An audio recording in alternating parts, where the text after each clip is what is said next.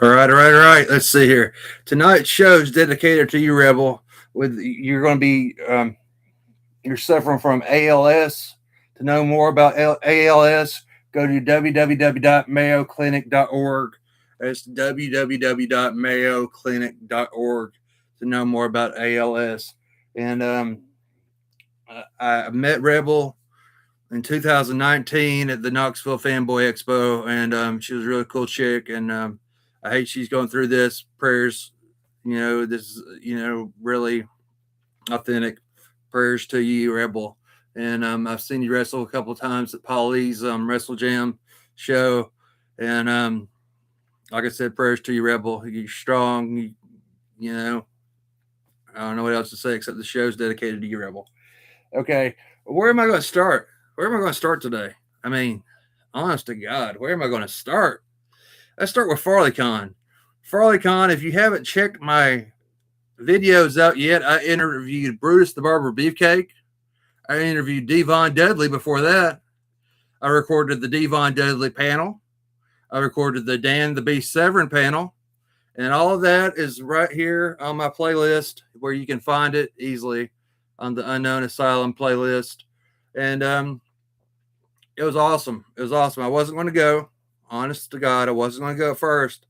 But then they drew me in when they said that they were going to have the Devon Dudley panel and the Dan the Beast Severin panel the same day. And with that announcement, I was a hypocrite. I went. Met Devon Dudley, interviewed Devon Dudley. Like I said, you can see that video on the channel. And met the Bruce the Barber Beefcake for the second time. And you can see that interview on the channel. Along with the panels of Dan the Beast Severin and Devon Dudley. So check those out because that was an awesome night, awesome afternoon rather.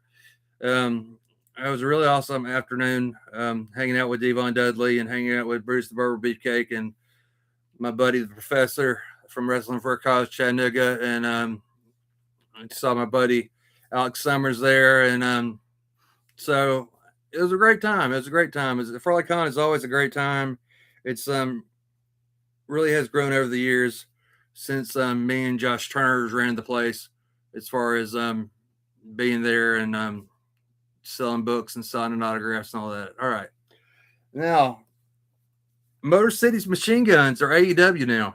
The Motor City Machine Guns are AEW now, and they showed up on Thursday Night Collision. All right, they showed up on Thursday Night Collision. So I mean, where else could they go? Really, I mean, honest to God, where else could the Motor City Machine Guns go? In all honesty, it's just like, I mean, they've been in the TNA, they've been in the WWE. AEW was last on the list, the mainstream cable based wrestling promotions. So I'm looking forward to seeing what they do in AEW. I can't wait till they win the straps. Can't wait till they become AEW champions, tag team champions, and AEW is getting a lot of the releases from WWE now, and I'm glad about that. I am an AEW fan. I am AEW all the way, and yeah. Speaking of which, TNA, Thea Hall faced Indy Hartwell, and then if Thea Hall advances when the tournament finishes, the TNA Knockout Championship will only be defended inside TNA. The Knockout Championship is only going to be defended inside TNA after this tournament's over with, and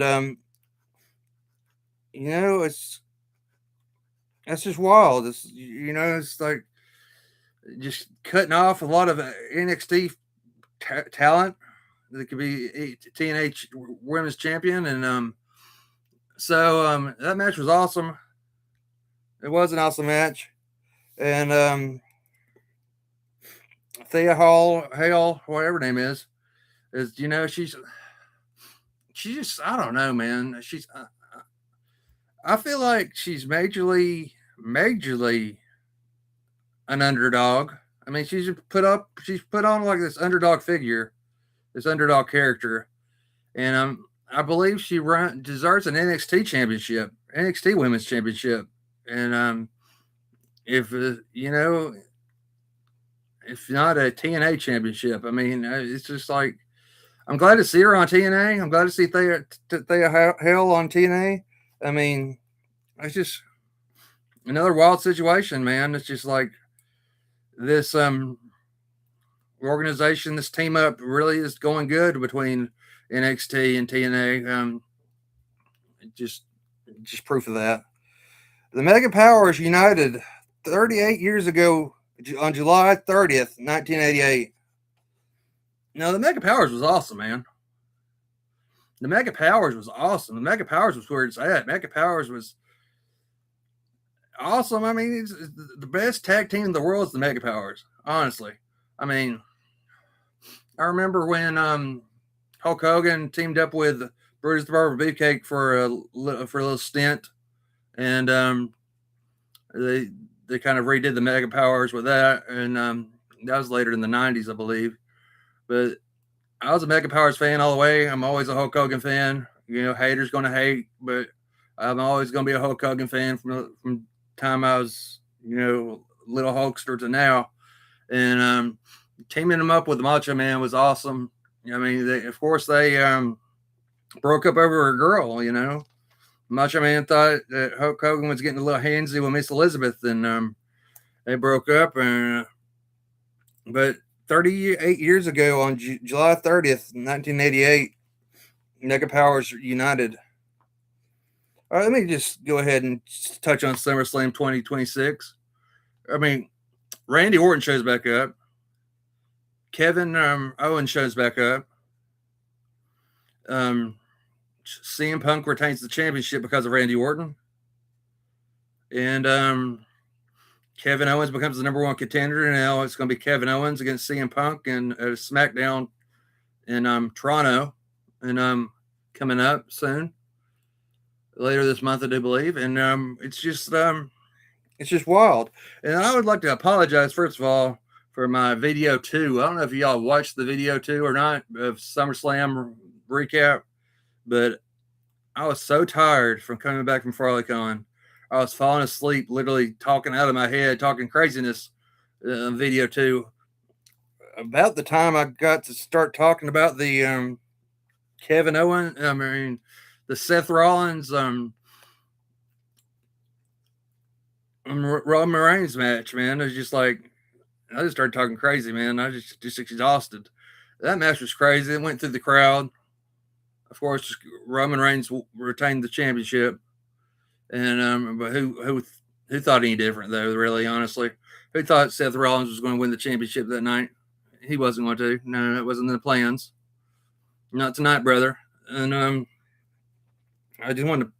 Then all the injuries that happened that night between Brie Bella and then the Bellas turning on Paige. Who didn't see that coming? Who didn't see the Bellas turning on Paige? And then Oba Femi and Brock Lesnar. Oba Femi told Brock to go home and be a dad. What? Wait, what did I say here?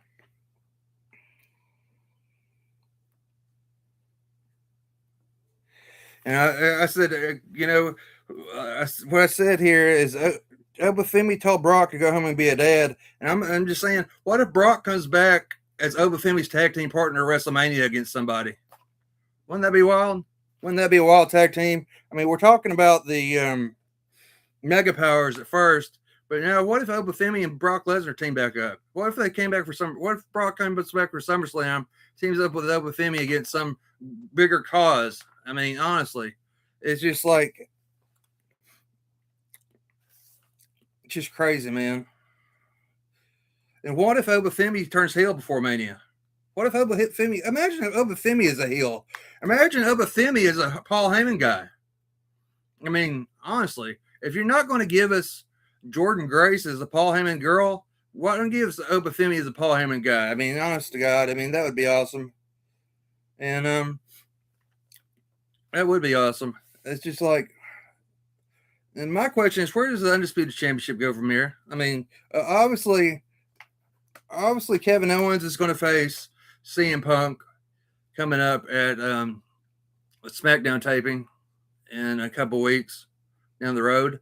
But Randy Orton's back in the picture, like I said, and Cody still wants his title back. Cody wants to finish his story again, again. That same old story, chasing the belt, chasing the belt. Who's ready for Cody to turn heel, man? Who is ready for Cody Rhodes to turn heel? Me. I am. I'm ready for the bad guy. I'm ready for him to dye his hair back black and be a heel again.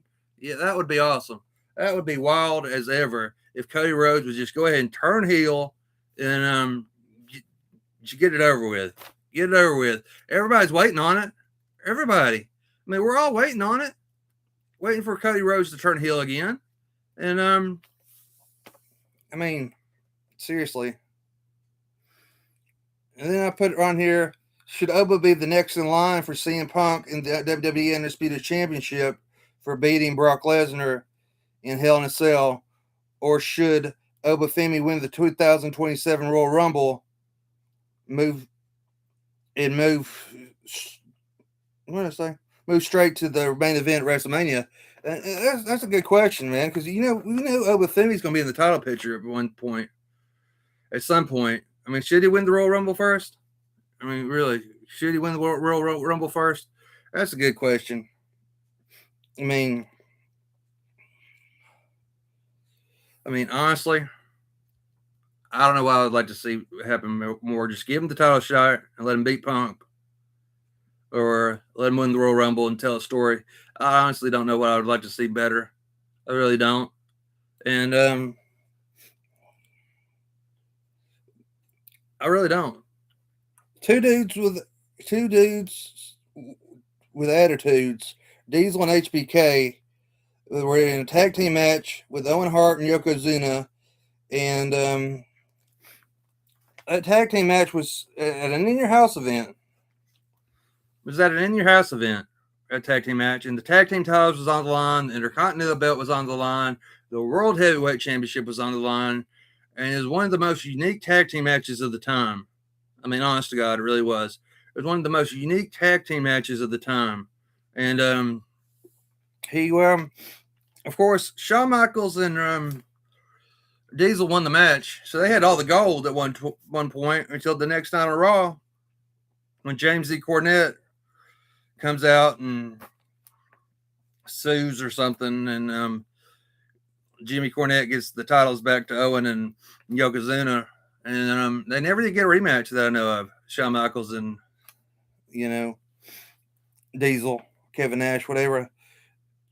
Right now, the two chicks with attitudes live in Raquel Rodriguez. Raquel Rodriguez as the Diesel character, and Liv Morgan as the Shawn Michaels character.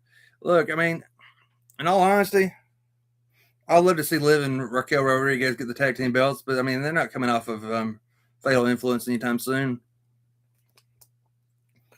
And here's my question: is will Soka rejoin the Bloodline, and what would a current run Solo Soka look like inside this reconstructed Bloodline? Solo's just about cuss. Solo's just freaking hilarious, man. I'm serious. He's gained a lot of different, he's on a roll. That's what I'm trying to say. He's on a major roll with his comedian acts. I mean, Solo is just, he's not the enforcer that he used to be, the silent enforcer that he used to be. And he's just a comedic genius, man. He's funnier than Bobby Slam, but that's not saying much. And Solo, I mean, what would he look like? Will he join the Bloodline? I think eventually he'll join the Bloodline, but I don't think it's gonna be anytime soon. I really don't. I don't think it's gonna be anytime soon at all. And so yeah, there goes that.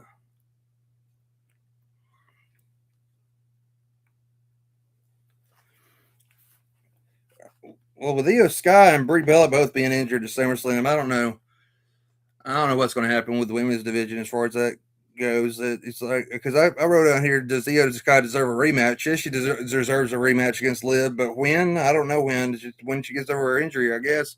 I mean, right now it's Stephanie Vaquer and Becky Lynch stepping up to the plate. So I think Io's been put on the back burner on that. And I put on here, should Io team up with Sol Ruca to take down Raquel Rodriguez and Liv Morgan? Now, that would be an awesome match. That would be an awesome match. That'd be an awesome female tag team match right there. If Io Sky teamed up with Sol Ruca, I mean, that'd be an awesome tag team right there.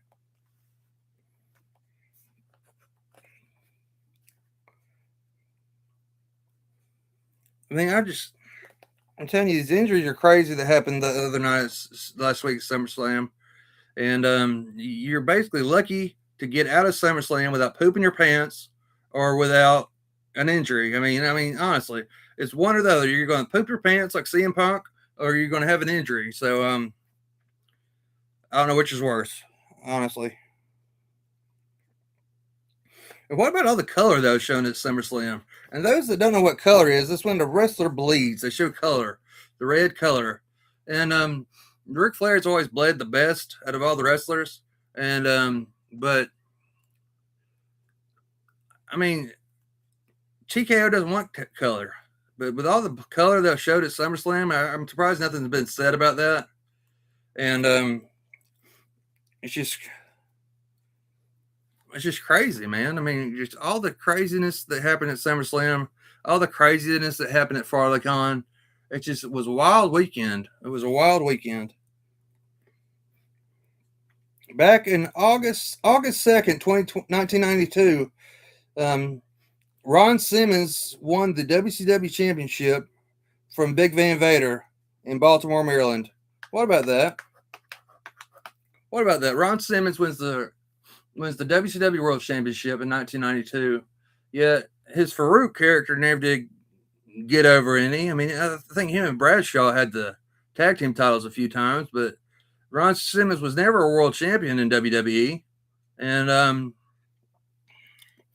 think that's sad. I think that's really sad that Ron Simmons wasn't a world champion in WWE. I mean, it goes back to what I've said before. WWE should just put down the different people they get from other companies. I mean, they don't know how to work with them. They don't know how to create them. They don't know how to create something that's already been created.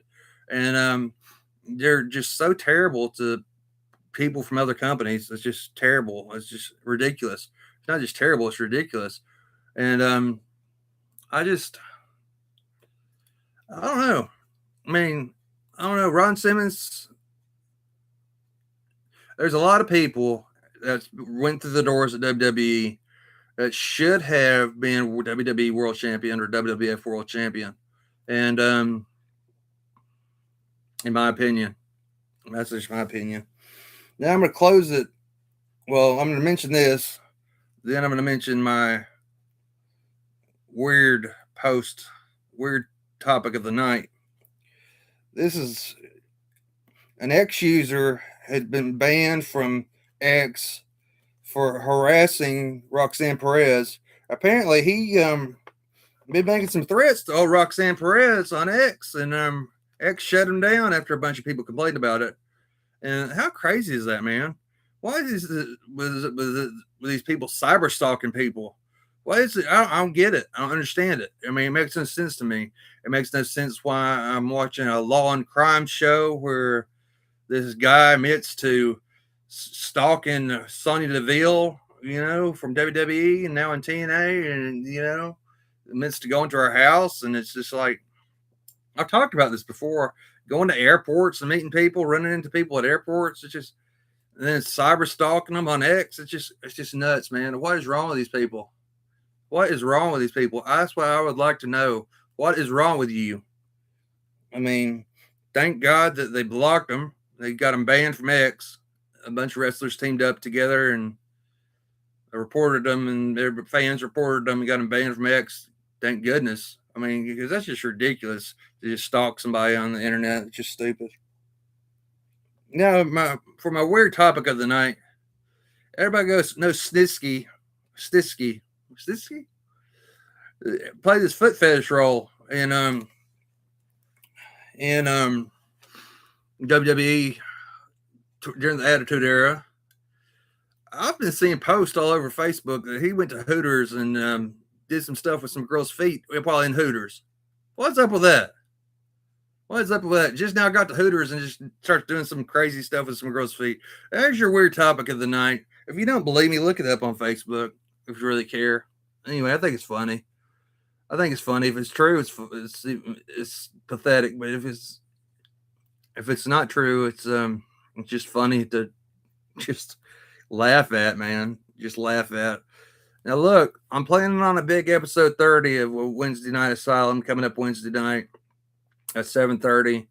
I'm planning on having my buddy Bobby Nash on, writer, and fellow writer, author, Bobby Nash, and I'm hoping everything goes great with that. So it's going to be two authors talking about anything coming up this Wednesday night at 7:30. So be sure to tune into that. Be sure to check out the interview with Devon Dudley, the interview with Bruce the Barber Beefcake. Check out the two panels that are put up from Devon Dudley and Dan the Beast Severin, and be sure to like everything, share everything, subscribe. Tell people to subscribe, people, man, because this is only building. It's building blocks. It's only getting higher and higher and higher. I mean, I'm up to 114 subscribers, I think, right now. So tell your friends to subscribe. There's something on this channel for everybody. There's animals, there's wrestling stuff, there's stuff for everybody. So be sure to subscribe and like I said, share everything, and everybody have a good night. And tune in Wednesday night, 7:30, if I can get everything working correctly. And for the Bobby Nash interview, two authors talking about anything. Thank you.